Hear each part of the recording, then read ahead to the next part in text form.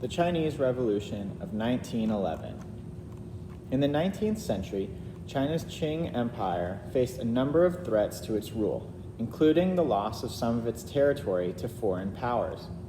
The two Opium Wars against the British and others were a major blow. They resulted in the loss of Hong Kong to the British and also forced the opening of treaty ports. Under the terms of the unequal treaties signed at the end of the Opium Wars, these ports were open to foreign trade. Large areas within the port cities came under foreign control. Foreigners were allowed to live and set up business within them. These foreign-controlled areas, known as concessions. After its loss in the Sino-Japanese War, 1894-95, China was forced to give up even more territory. It gave Taiwan and parts of Manchuria to Japan. The Russo-Japanese War, 1904-05, firmly established Japanese claims to the northeast and further weakened Qing rule. The Chinese people grew resentful of foreign control and frustrated with the Qing government.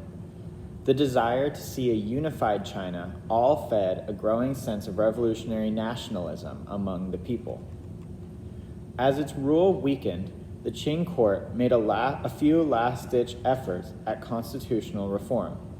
In 1905, the court ended the examination system, which had limited political power to elites well-versed in ancient Chinese texts.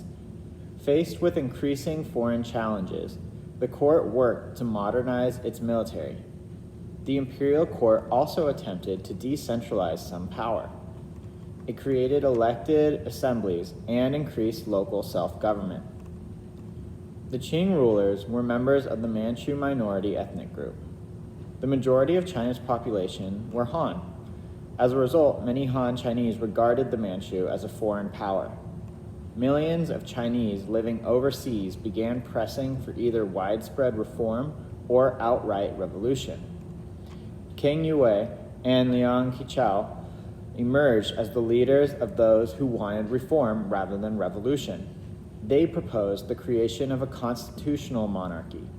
Under this system, China would still have an emperor, but his powers would be limited by a constitution. Sun Yat-sen led the Revolutionary Alliance, or Tongmenghui. The Revolutionary Alliance wanted to replace Qing rule with a democratic republican government. It wanted to remove the emperor from power and make China a democracy.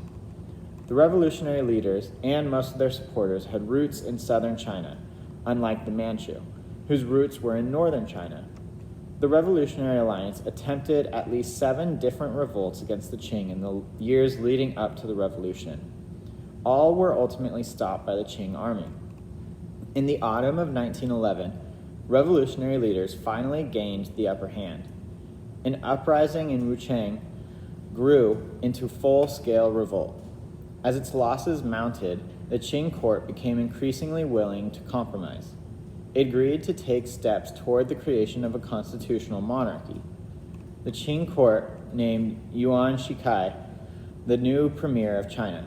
However, before Yuan was able to retake the captured areas from the revolutionaries, the provinces started to declare their allegiance to the Revolutionary Alliance.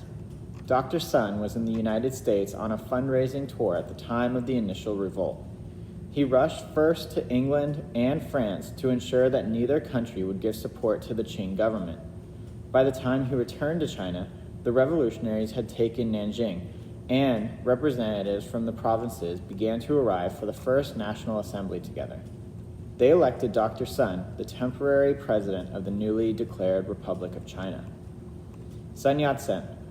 Sun Yat-sen telegrammed Yuan Shikai to promise that Yuan would be named president if he agreed to the formation of a republic. Yuan accepted Sun Yat-sen's offer and later became president. Meanwhile, the military position of the Qing was weakening. After receiving a promise that the royal family would be able to keep many of its privileges, the emperor agreed to give up his throne. He stepped down in February of 1912. The 1911 revolution was only a beginning. Only after the 1949 revolution would the transformation be complete. Through the new government Though the new government created the Republic of China, it failed to unify the country under its control. As the Qing stepped down, certain regions were left with no clear leadership. This resulted in the rise of warlords. These warlords often controlled their territories without acknowledging the Republican government. Additionally, the reforms set in place by the new government were not the sweeping changes that had been promised. The government's main focus was on unifying the country, not on introducing major reforms. International reaction to the revolution was cautious. Foreign nations with a presence in China remained neutral, though they were anxious to protect the treaty rights they had gained from the First and Second Opium Wars. Still, the United States was largely supportive of the Republican project. In 1913, it was among the first countries to open full diplomatic relations with the new republic. Britain, Japan, and Russia soon followed.